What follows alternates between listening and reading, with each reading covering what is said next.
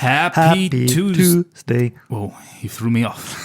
Hey. My name is Alan. And my name is Nick. And welcome into the dungeon.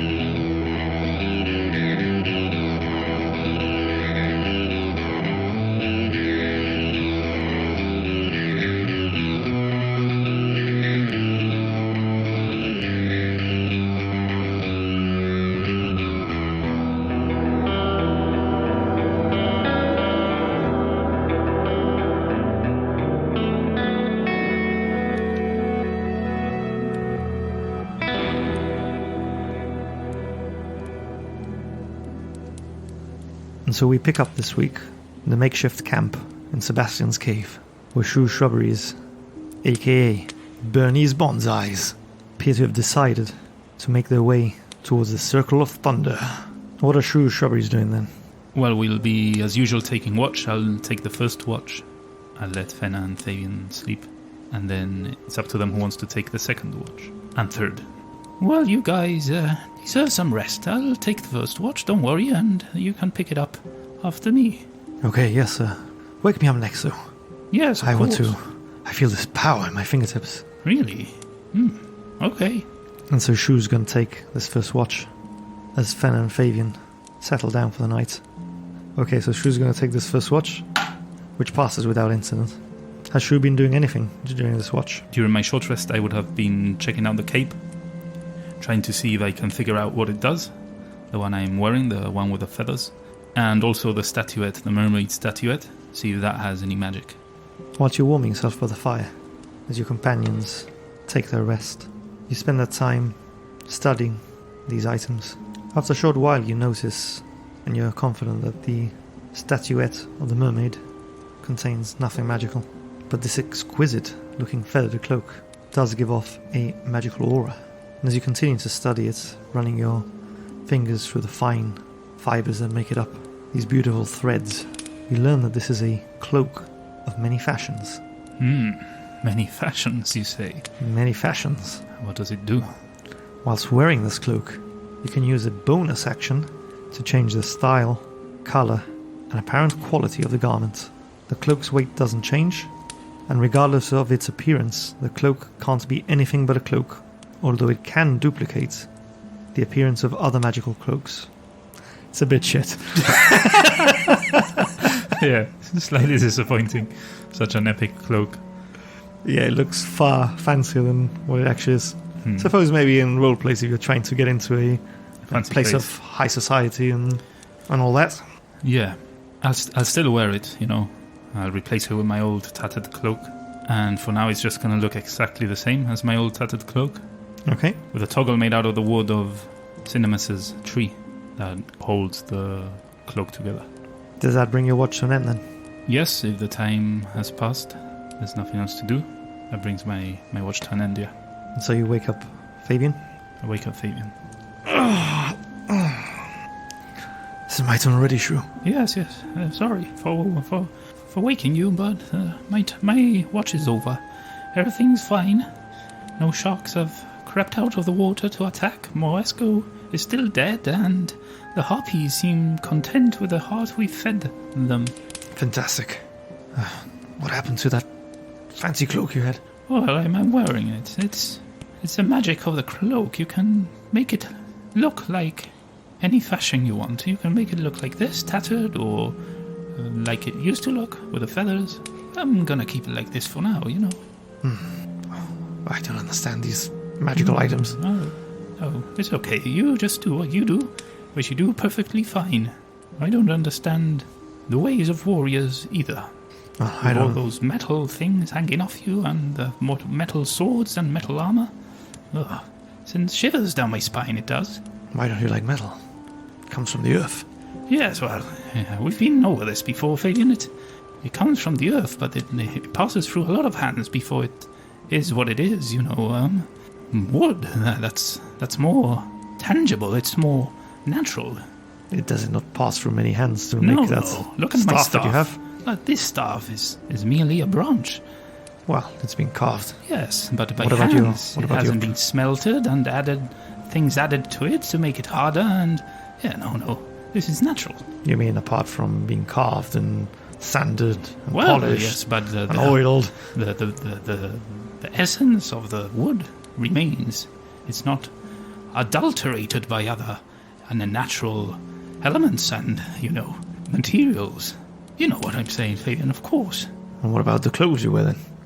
These are just, wool and cloth. It is. It's Passed made- by hands and threads. Yes, by hands, but nothing extra is added to it. You're not getting what I'm saying. This is all natural. And what about the leather armor you used to wear? Was that not an animal? Yes. And what about those sausages you eat? Let's not go there, Fabian. Oh, for fuck's sake, would you both just shut up and go to sleep? Look It's what been a you long did. day. I've fallen off a cliff. Sorry, Fenna. We've killed that strange orc. Go to bed. It's okay. We'll stop. I'm sorry. Fabian, look what you did again. You never learn. Anyway, I'm gonna get to bed. I'm rather tired, and I feel a tail coming out of my bum now. Out of your bum. Yes, the tail of a rat. I think I'm turning slightly again. It's been another fight, and it seems that it's been another fight. And I'm starting to grow whiskers and a tail and turning into a were-rat. I think after this night's rest I'll probably revert back to normal Shrew. I hope. But I was thinking, Fabian, what if I could step away from Fenna? I don't want to wake her up again. What if I embrace this? Do you think it's a good idea? To become a were-rat. Yes. And what if you can't control it? That's the thing. I don't know if I would be able to, but let's say I would. Let's say there is a way. We talk to, if we save Sister Gorel and she talks us through it, and there is a way to control the evil. I mean, it has its advantages. For one, I fell off a cliff and I took no damage. When I get hit by stuff like the harpies, they inflicted no damage to me or to Fenna. I mean, if we're gonna fight a dragon, we need all the help we can. I keep saying that because it's true, and being able not to take any damage, or at least. And if you can't control it, and the evil consumes you, then what? We'll be in a pickle. You might be hunted down by Fandolin. Oh, Or worse, by Neverwinter.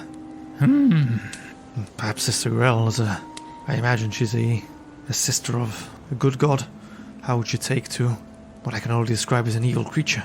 And anyway, didn't you say that you were to protect the natural order of things? Is this a curse? Aren't you basically a monster? Yes, you're right. It would be an abomination and a natural creature. It shouldn't be around the woods. But I don't know. I gotta think it through. It's a bad idea, I know. But how are we gonna kill the dragon, Fabian? I still worry. Well, we did pretty well against that flying orc. Not quite the same, but I see where you're going. I don't know about you, but feeling a bit more powerful. You are you? Just a bit. I think with a few more hours sleep. I don't know, and I don't understand magic or why I have this, but I've got this tingling sensation in my fingers. Yes, was it you that fired that lightning at Moesco from up there? Yes. Rather impressive. And you say you don't understand magic. Well, look at you. You notice that he's still got like these little sparks in his eyes. And since you met Halia, you seem to have this spark in your eyes. I didn't notice that yesterday, but I can see it now. You think it's to do with Halia? Well, She was fine enough to put a spark in any man's eye. let me feel your heart. And I put my palm on his chest. Oh yes, it's a flutter. I think you're in love, Fabian. Well, love's perhaps a strong word, but certainly fine to look at. Indeed. Anyway, with that thought, I leave you. And I'm going to go to bed, because I'm feeling rather tired. It's been a long day. Yes. Again. Yes.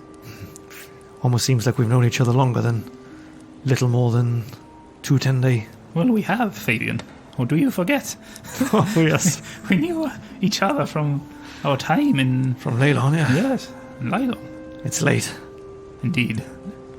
It's been eventful. Perhaps I took a knock on the head as well on the way. Well, get that tended to, and good night. Good night, I'll wake Fenna. And I go to bed.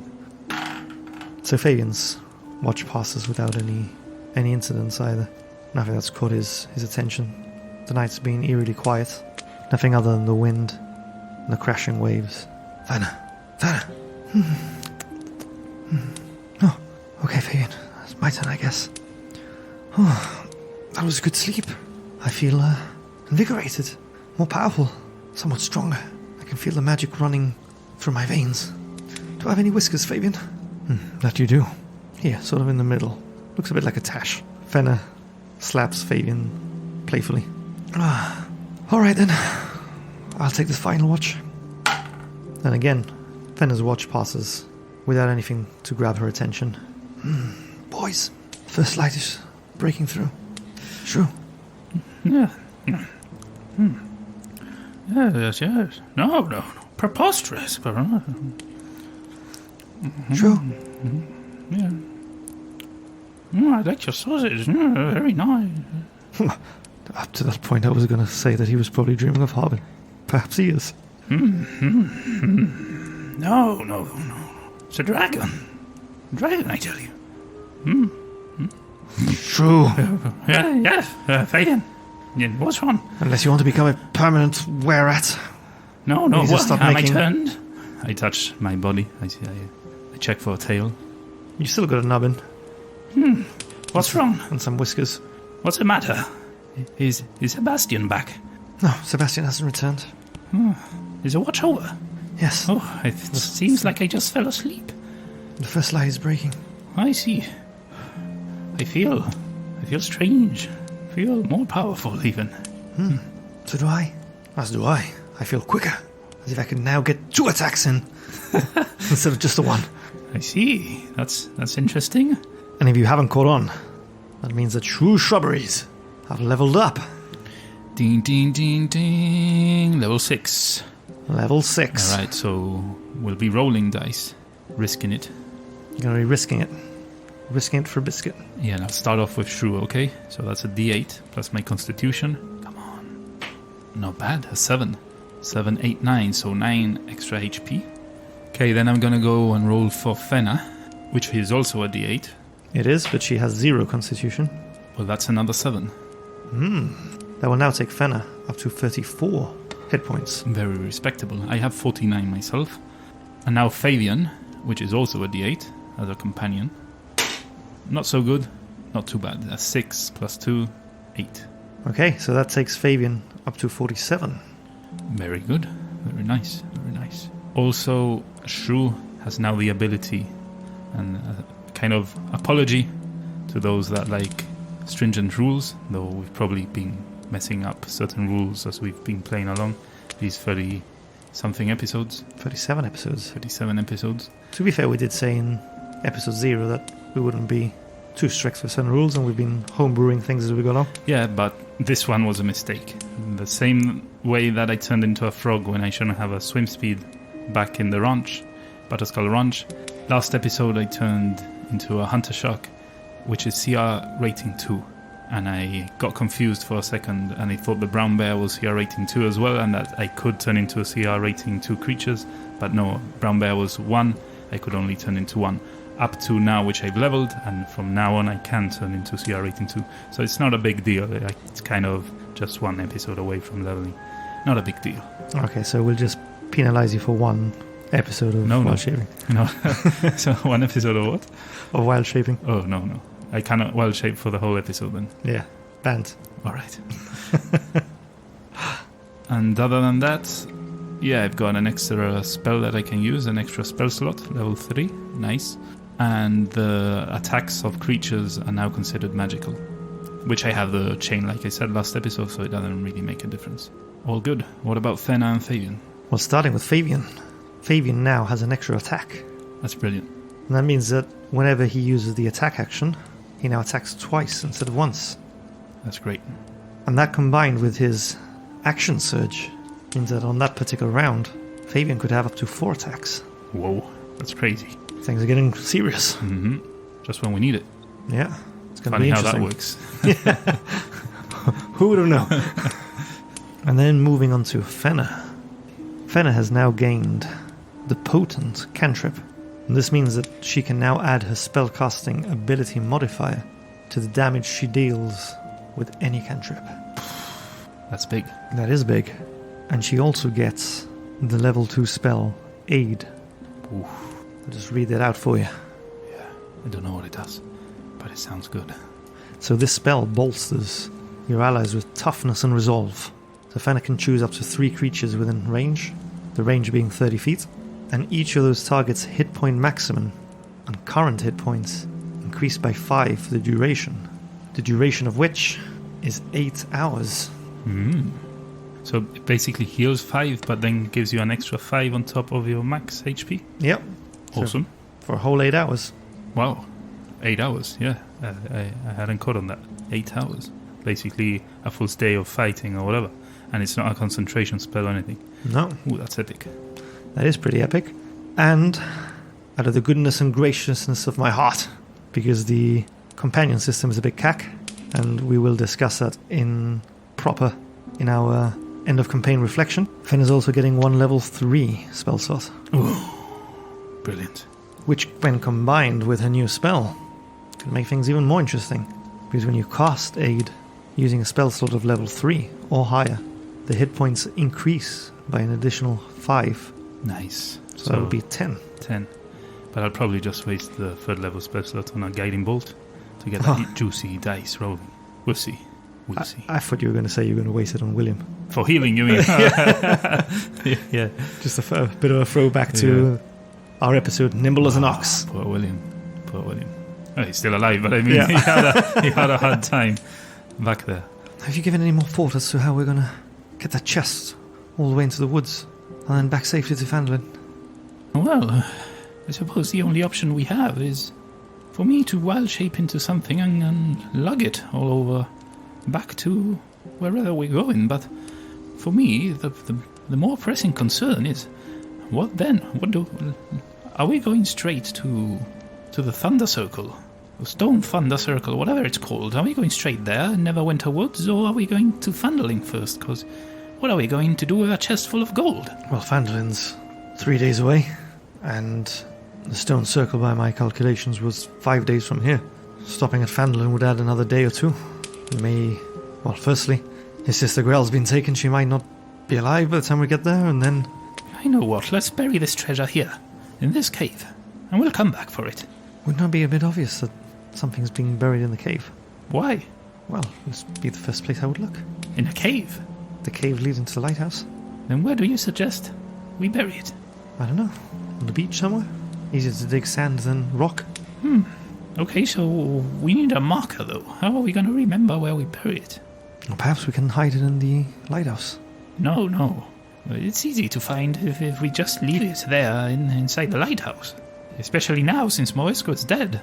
Anyone can walk in, even the harpies. Why do you take it back to the ship now that you know it's there? Well, I'd have to waste one of my wild shapes. I don't want to waste them right now, especially if I'm going to turn into a horse to make haste back to save Sister Garel. No. Let's just bury it in the beach, but we need a marker. Perhaps 10 feet away from this cave. Okay. Is that too close, or...? Well, I don't know. I'm no pirate. Neither am I. Well, I walk out of the cave and, find a suitable place where I could bury it far enough from the cave. I want to try and remember where it's buried, maybe using the cliff as a reference. If I see any... Do I see any... Well, there's the stairs carved into the cliff.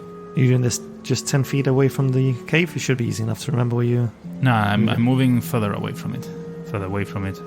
And, if I see any kind of unusual spots on the cliff, or maybe out at sea, something that I can triangulate with and, find in the future. Something I'll remember. So you spend a little while looking around the beach, looking at the cliffs. Your eye focuses on this large crack in the cliff face, upon which sits this giant boulder that looks as good a marker as any. That's the one. In line with that is where I bury this treasure. Okay. So you and your companions get a digging with your hands? Yeah, maybe we don't have... While using the shield to sort of scrape at the sand? Yeah, I could use my shield or the new shield we found, the bronze one. Alrighty then. Your treasure chest is buried in this spot, which you have now ingrained into your memory. Good. What's the fastest land animal I can turn into? I'd imagine a horse. Then I want to turn into a horse. A fast horse. With a moustache. Of course. Before I do so, though, I tell my companions, let's walk up these stairs and get to the top of the cliff. I'll turn into a horse when we get there, and we'll make haste to find Sister Gorel. What do you guys think? Sounds like a plan. Well, let's go. Why have you never turned into why did we walk here if you could just turn into a horse? Well, We could have ridden you. we were stealthing, remember? Well, we were quite nonchalantly strolling across the hills at one point. Oh, and I do get tired myself, you know. And again, I like to keep my wild shapes for fighting. But it's pressing times, friend. We need to find this Gorel quickly. Anyway, let's get going. And I start running up the stairs. Running up the stairs as Shrew, yeah? Yeah. I haven't turned into a horse yet. You guys are now at the top of this cliff. Shrew's turning into a horse. First time. Yes, it's surprising, actually. Like Fabian said, I haven't turned into a horse yet. Thought I had, but no. No. Just to confirm, this horse has a red tash as well? Yeah, this horse has a red tash, of course. But it also has a very red, curly mane. Almost like a perm, you know? Yeah, I'm picturing it. After you, Fenna. And Fabian sort of gets down on his knee, offers her his hands to help her up onto Shrew. Oh, I'm not particularly good at riding. We haven't got a saddle, so hold me tight, Fabian. And I look up, like, seeing it already. Yep, they're both ready. I get on my hind legs and do that, you know, like, thingy that they do. Yeah. On the back legs. What's that called? Whatever. I think you described it perfectly. Yeah, okay. And I dash off. And just as you do that, Fenna, caught by surprise, she's sort of half dangling off this horse with this red mane. She's clutching really strongly onto your mane itself. She's sort of dangling off as Fabian sort of grabs her, drags her back on. Oh, Fenna! Oh, easy boy. You said you were galloping off? Yeah. Just want to make sure. Does this mean you're travelling at a fast pace then? Yeah. Double pace. And so with that, true Shrubberies are galloping off now across the coastline, heading towards the high road before they make their way to the Neverwinter Wood. Unlike the last day, or rather the previous night, which had been pouring down with the rain as you fought Moesco, the day before had been one of snow. The weather's still cold, the wind still bites at you, but for a change, it's been a clear day. You feel the soft warmth of the winter sun warming you as you gallop. You spend a few hours charging along, eventually coming to the high road, and you're now at that crossroad where you had met Arun and his family, the shipwrecked elves. You continue to press a bit now as you make your way down the tribal trail, but even in beast form now, Shrew feels his muscles starting to ache, his back a little sore from carrying the weight of Fabian and Fenna, and you start thinking now about finding a place to make camp for the night.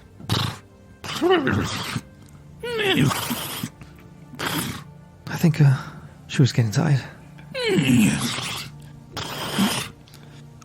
Perhaps we should get him some hay and some water. And I pop out of horse form into Shrew. What do you mean, hay and water? I'll have a sausage if you don't mind. Do we have any sausages left? Of course. And I check my bag. As you say that, Fenna's been sent sprawling across the grass, as has Fabian, but they're in good spirits, having defeated Moesco and having spent this lovely, sunny winter's afternoon riding horseback or shrewback down the trail. And they're both rolling around in laughter in what seems like a nice day for a change. Hay and water, I'll have you know. I'm searching through my bag. Do I see any sausages? You've got a last sausage. Oh, no. Disaster has stricken us. It's not looking particularly fresh either, having brought it from Fandolin. It's one last measly sausage, and it's not looking fresh. Yeah, that doesn't look particularly tasty, I must say. I'll leave that one for you, Shrew.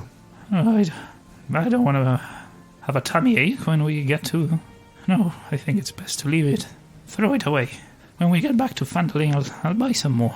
I don't know what we're going to have for dinner now. This is a problem. I think it's the first time In my life, I haven't had the comfort of a sausage. Well, we've got rations. They'll have to do, yes. Let's start a fire and... Or we can hunt some boar. No. We have rations. Let's stick to the rations. Let's not kill any creature unnecessarily. No, that's not the way of the druids.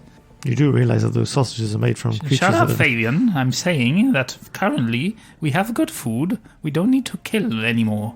That's all I'm saying. I know where sausages come from. Alright then, let's get a camp set up. I go and look for some firewood. You spend a little time. You're able to find some dry wood. Enough to get a fire going. Get the fire going, take out the rations, some water, and, have the best meal we can have under these circumstances. Do you really think that Sister Grell can help us, Shrew? Oh, I know she can. Of course she can help us. She's a renowned cleric. No offense, Fenna, but, I'm sure she's very, very powerful and knows spells that none of us do. Well, I would hope so. Actually, come to think of it, Shrew, your whiskers have gone. And I touch my tail. It's gone as well. My tail, too. I think when we aren't under duress and we are not fighting or fleeing or, seems to dissipate. It's good to know. We still have time. The effects of this lycanthropy are not taking root yet. We'll be okay, Fenna. And if not, we'll just have Fabian as a snack. The hell you will. Once I master this magic, and you sort of see him looking at his hands and sort of twiddling his fingers.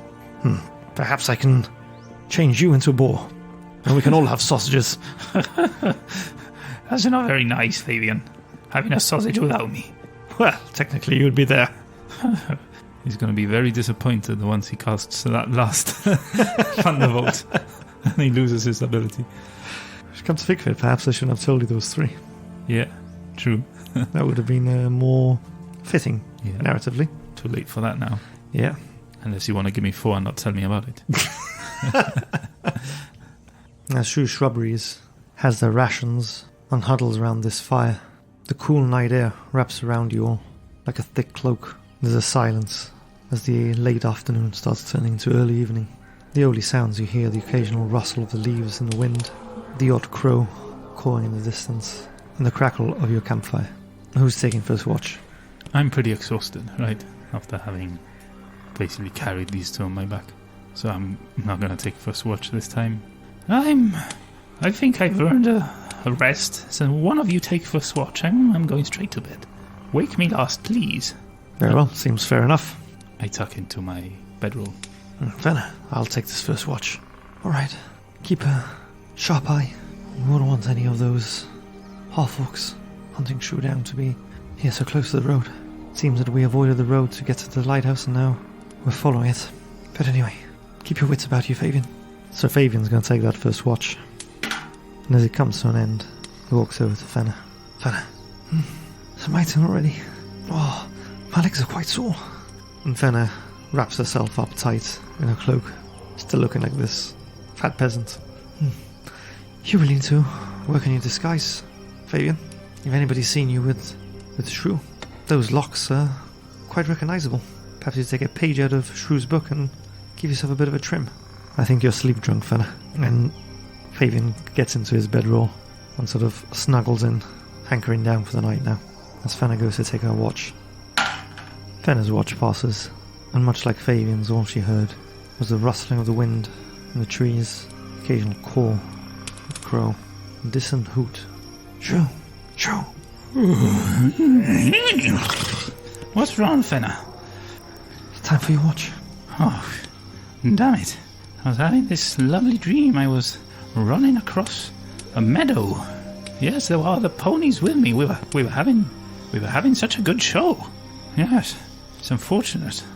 I had to wake up with the best part. They were about to award me the medal. Sorry, has everything... I just see her stare at me in confusion. And I'm so sorry. Did the watch go well? Yes, sir. Nothing other than the sounds we'd expect at night time. Okay. Have a good rest. I'll take it from here. Thank you. Yes, I could do with a couple more hours sleep. And with that, Fenna gets into her bedroll and gets some shut-eye. Okay, I open my satchel again my bag, just to make sure that there isn't a sausage there that I hadn't found. And as I'm rummaging through it, I kind of hit something with my hand.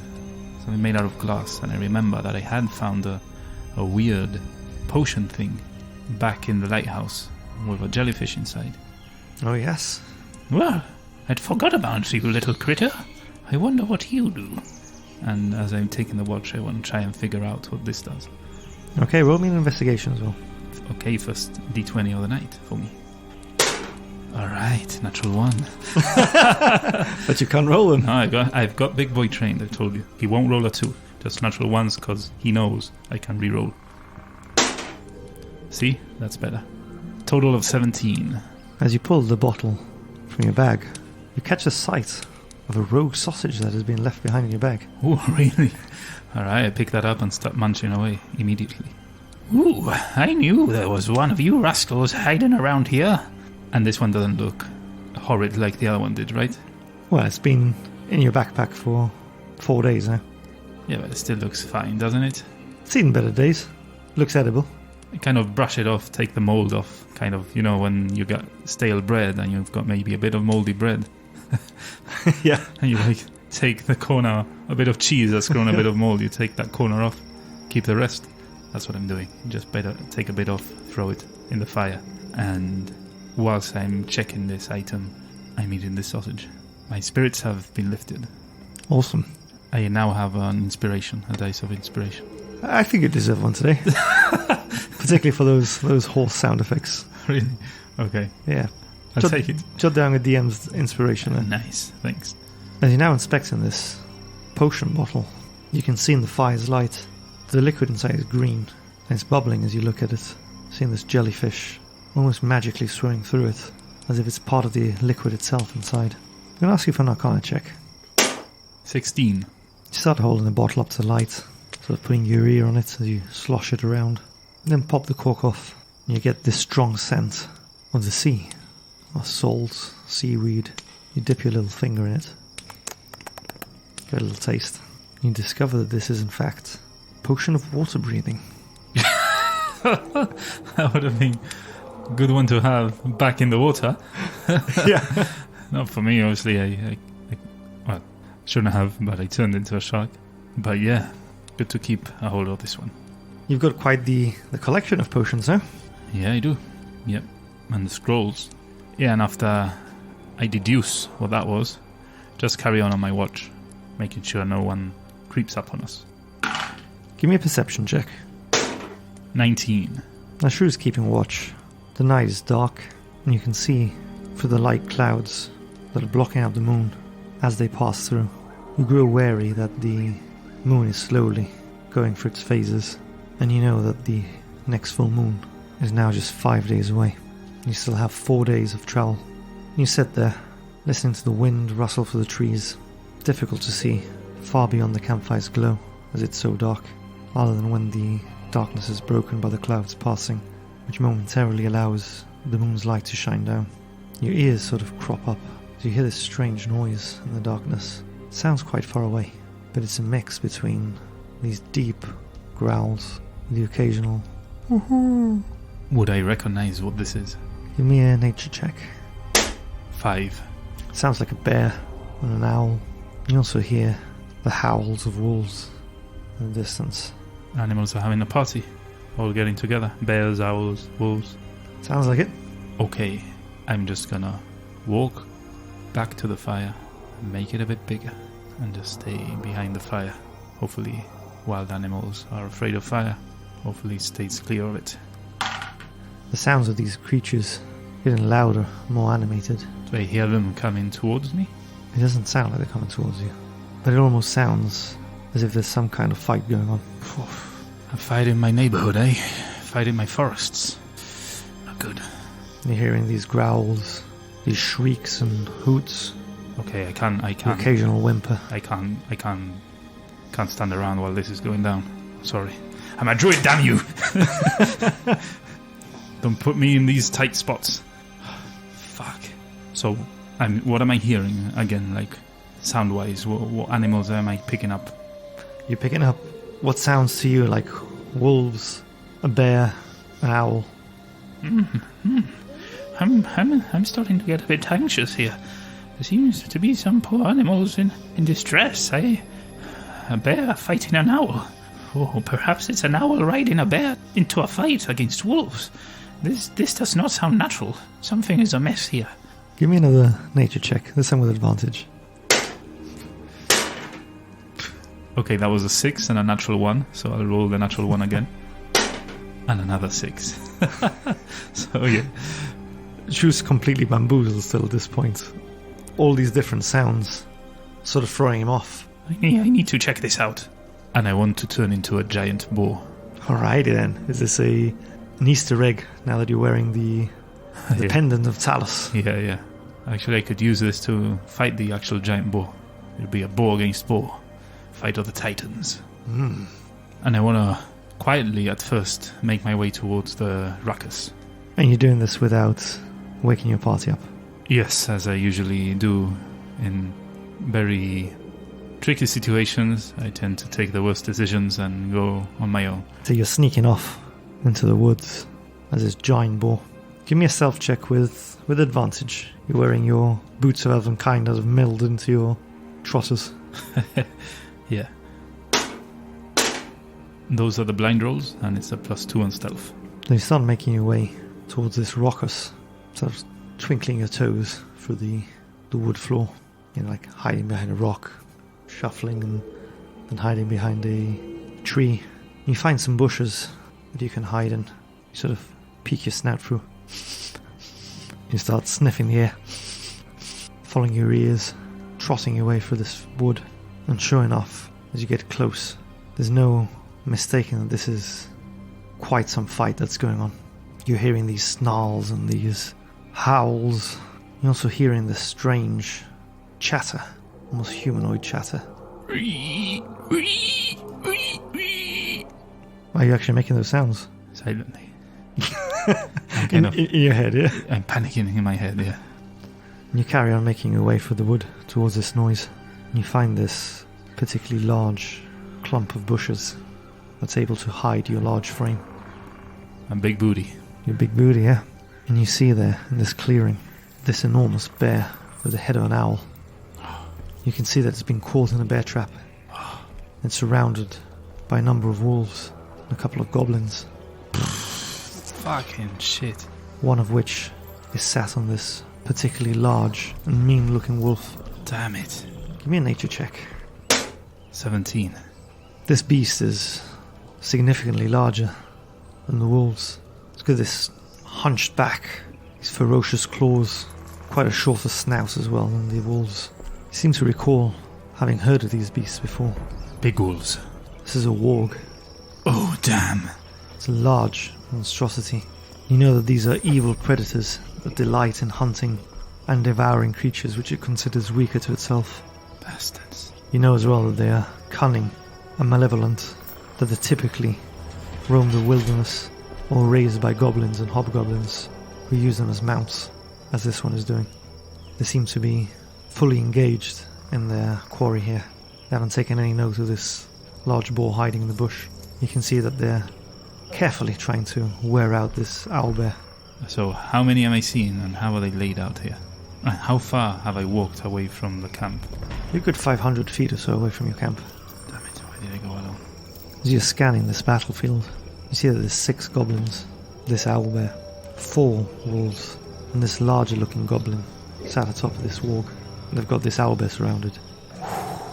And they haven't seen me, yeah? They have not seen you.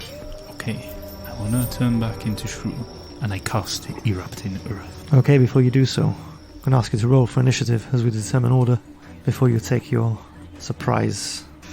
Come on, big boy. Big rolls, please. Please. I love you, big boy. Natural 20. Nice. So it'd be 22 for my initiative. Okay, so would you like to narrate what Erupting Earth does, as it's the first time you've used it? Yeah, choose a point I can see on the ground. It's a 120 feet range, and a fountain of churned earth and stone erupts in a 20-foot cube centered on the point I choose. Each creature in that area must make a dexterity saving throw, and a creature takes 3d12 bludgeoning damage on a failed save. It's a level 3 spell. or half as much as usual on a successful one. Additionally, the ground in the area becomes difficult terrain until cleared away. Each 5-foot square portion of the area requires at least 1 minute to clear by hand. So I want to target the goblin right in the wog, and if I can catch anyone else in that area, I want to do so too. So yeah, the most you can capture in that spell's area of effect would be the Warg Rider, 2 wolves, and 1 goblin. And I take it you're trying to avoid the owlbear? Yeah, I want to try and avoid the owlbear for now. So yeah, those guys need to make dexterity saving throws. Here we go. First wolf. It's a 16 total. That one saves.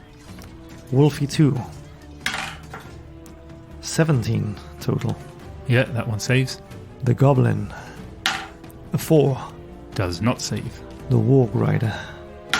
22. Fuck you. And now the Warg. Total 15. Yeah, saves too. Oh, just the 1 failure then. So go ahead and roll for damage. Okay, here we go. That's a total of 26 damage, halved to 13. So as this eruption of earth explodes in front of the owlbear, centered on its hunters, you see that the 2 wolves that were closest to the owlbear let out this whimper and sort of tossed and thrown about by the earth as they fall lifeless on the floor. You also see the goblin that had been caught in this similarly tossed and turned by the twisting earth as he also collapses on the floor.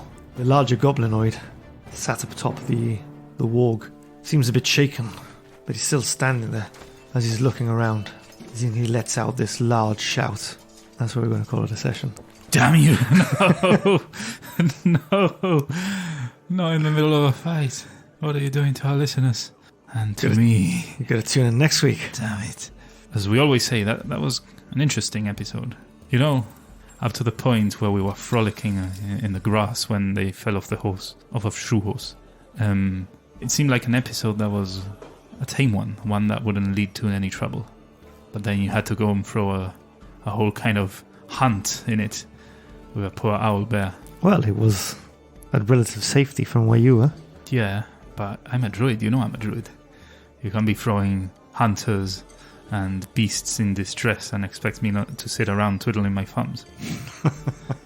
It had to happen on your watch as well. Yeah. You know Shrew is a bit of a hothead. Yeah. And he kind of rushes head on into danger. You know, act first, ask questions later. And you're quite a few feet away from your companions at this point. 500 feet, you said, right? Yeah. That's worrying. Take you a few rounds to get back to camp. But anyway, if you want to continue listening to us talk about this past episode, make sure that you subscribe to one of our membership levels in Buy Me a Coffee. You'll find the link in i2td.com. That's our website. And you'll find all the links to everything we have, the Twitter, the Buy Me a Coffee, everything. So if you want to become a member and listen to the Into the Studio, where we go over this episode the day after the actual play launches, make sure to join there. And if you've enjoyed today's episode, please give us a review or a rating on your podcast player of choice. Or if you follow us on YouTube, smash that like button, hit subscribe, ring our little ding-a-ling bell. Ring-a-ling-a-ding. Because every little helps. If you enjoy us, share an episode with your friends and loved ones. That helps a lot. That helps extremely. And that brings us to today's promo from Afar the Podcast. Adventure, laughter, and a complete disregard for the rules. From Afar Podcast is a Dungeons & Dragons 5e actual play podcast with a focus on roleplay, making goofs, and storytelling. Join us aboard the Sea Monster for hijinks on the high seas as a diverse party searches for the fabled lost city of Atlantis. Find us on all major podcast platforms and on social media at From Afar Podcast. Come aboard the Sea Monster and join these 4 friends separated by distance but brought together through adventure. That's From Afar the Podcast. Don't forget to check out the links in the description of this episode. Sounds intriguing. Yeah, that's what I was going to say. Quite intriguing, an adventure, what seems to be in the high seas. So yeah, make sure you give them a listen and a follow. And that brings us on to our new section, which is fast becoming one of my favorite ones. Yeah, the Twitter. The Twitter, what are we calling it? Twitter Twatter. The Twitter Twatter. No, I don't know. I don't know, to be honest. Let's just roll with that for now. Okay, that brings us to our next section, the Twitter Twatter. No, it's not catching. It's not catching. It's convincing me. It's Twitter Twatter, all right. This is where we ask on Twitter before we start recording for any questions, any challenges you may have for us that we answer at the end of our recording session. Today we've got a few. We've got a question from our friend, the surf-loving Goth. And he asks, do we think that we might do something spooky for Halloween, like World of Darkness?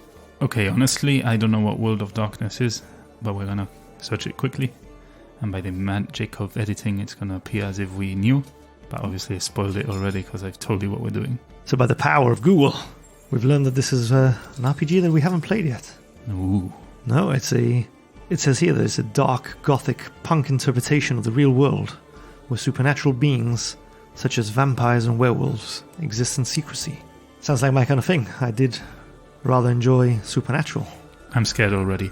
But yeah, I think that would be cool to do for Halloween. Actually, last Halloween we wanted to do something, but it was so close to our launch that we weren't really ready. But this time round, I think we have time to maybe do something like that. So thanks for the question and in turn for the recommendation. Yeah, we're gonna check this out for sure.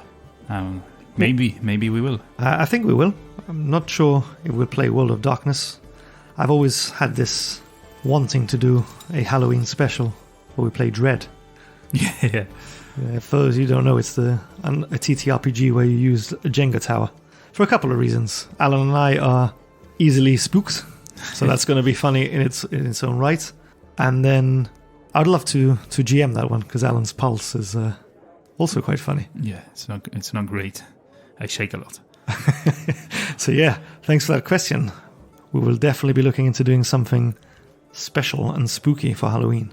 Next question is from our friend Matthew's Nerdy Nation, who asks, once Icespire Peak is done, one way or the other, I don't like how he says one way or the other. What are you saying? Well, on the basis of today's episode, I think he's spot on there. Yeah. What do you think you'll do next? Well, we know what we're going to do next already. Yeah, we know the next 2 or 3, I think, at this point. Yeah, and we have been giving little hints about what we're going to be doing in the subscriber episodes that we have in our Buy Me a Coffee. And I think Matthew is one of our members. So if you want to get some more information, check those out. But I will say that it is going to be 5th edition again. I know it might be lame to some of you, but we did say at the beginning that I haven't DM'd in a while, and this is all new to us right now, podcasting. So we wanted to get our feet wet with something we were familiar with. And then once this one is over, Icespire Peak, and the one I do next is over, then we'll start delving into other kind of systems. Yeah. Which we are very excited to do as well. But yeah, I can also say that the game I'll be running isn't a book. I'm not getting it from a book or anything like that. It's actually, you can find it on D&D Beyond. So you can look around there. Don't want to say too much yet, you know. Yeah, we don't want to spoil. Yeah. And what else can I say? Well, yeah. we can start at the beginning. You'll be DMing. I'll be DMing, yeah. I'll be DMing. I'll get a chance to be a player for a change. That's right. And that's what we're going to be doing constantly. Once I finish my campaign, Nick will pick up DMing again. We'll take it in turns. I suppose we can give a little spoiler. It's also set on the Sword Coast. Yeah, actually in the same year as this one. The same year? Yeah. Will there be a crossover? Perhaps, maybe not just now, maybe in the future. We will be inserting some one-shots from ttrpg creators, more indie ones. One for sure I hope to add is one from Albion Absi's Geographical Almanac. Check them out on Twitter. I'm a big fan. They have awesome content on the website, so make sure to check them out. And I'm not going to say what it is because I don't want to spoil it for Nick, but it's one of the things they have on the website. And the other one is from D&D Duet. Yeah, I'm looking forward to playing that. Yeah, it's a couple that write campaigns and one-shots and, adventures for duets, which is right up our alley. So, yeah, I'll be seeing as it goes if I add more to the campaign. So it'll be a mix of this small D&D campaign thingy and other things that I'm getting from other creators. So I'm looking very much forward to it. So thank you for the question, Matthew. And our next question, well, it's not really a question, it's more a statement, but I'm going to treat it as a question. Valerie says, I love how Alan is so serious looking, and Nick is just here for a good time. So I'm going to phrase it as, why is Alan so serious looking, and Nick is here for a good time? Okay, and this is referring to, obviously, the photo we had with the tweet. Yeah. And the answer is very simple, Valerie. Unlike Alan, I did my homework before today's session. Yeah. Those keen listeners will have heard the last episode finish with me telling Alan to do some homework and prepare his character to level up. And he was doing some last minute revision there. Yeah, the dog ate my homework. The owlbear ate my homework. Yeah. Or was it the warg? The warg, probably. But yeah, I started looking into multi-classing. And I got sidetracked with that, and then I didn't actually level my character and choose the things I had to. So, but yeah, all good. We started later, but it's all good. And the next and final question is from Why Chris? Why is the raw rules of D&D not in a grid, but there's actually no raw suggestion of how to play on a table? I'm a bit confused by this one. Because I'm not sure if it's in the player's handbook or if it's in the DMG, both of which are sat in my living room, and we're kind of in our hot and sweaty studio at the moment, aka the laundry room. But I think I know what he means in that, you know, all the spells and areas of effects and weapons and range is all described in feet. But as I said, I can't quite recall right now if it's the DMG or the player's handbook. There is a couple of pages which explain and show, with pictures of dice actually on top of a grid and on a hex, how these things work. So there is some guidance there on how to play on a grid. And I imagine that if you just want to play on a table without a grid, just bring out a trusty ruler. Yeah, or alternately, you just use your imagination, you know, the theatre of the mind, like they say. We've been trying to do the same with this podcast, because obviously it's not easy to explain to listeners without a visual guide on what's going on a map. So the less we use maps and grids, for us, it kind of forces us to explain the scene a bit more. So yeah, you can always do away with grids and systems and miniatures, and again, just use theatre of the mind. Anything works. That's the last question we've got at the time of recording. So thank you so much for that. Really enjoyed going through them. I want another challenge. I need to get one up on Alan. Yeah, we need a challenge ASAP. Shout out to Valerie for quote tweeting us, asking people for a challenge for us. But yeah, it's time to end this recording. So whoa, hold your horses. Yes, well, this segment at least. Which takes us on to which segment? Oh, I think you know. The end of the episode club, the last one standing. Yeah. We're going to give you a password. You're going to use it in the comments, and we're going to laugh at it. Today's password is a real hoot. Real hoot. I like it. And a shout out today to Tenlosol, that became our latest honorary member of the end of episode club, the last one standing, on Discord. So shout out to him. Thanks for listening until the end. And with that, we bid you adieu, and thank you for tuning in. We hope to see you next week as we delve into the dungeon.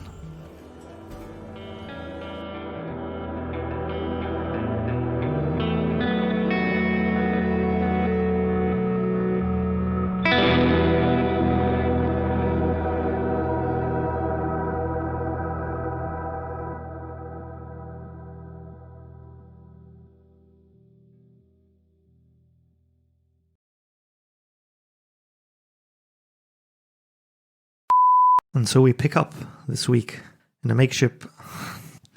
It's going to be a long night. No. And so we pick up this week in a makeshift... Makeshift. And so we pick up this week in a makeshift camp inside the cave by the... Well, the Tower of Storms. Oh, is it? Fuck's sake! ¿Quién coño? Todo, coño. Ok. ¿Qué pasa? Estoy sueño, no me voy a empezar. I'm digging the sound of my new little rolling box, which actually is not new and I've had for about 25 years. That you never used. Well, actually, I used it to store dice in until this person that I know suggested that I should start rolling on top of it. Yeah, sounds sexy. The person or the sound of the dice rolling? Both. The cool night air wraps around you all like a thick cloak. There's a silence in the late afternoon sky.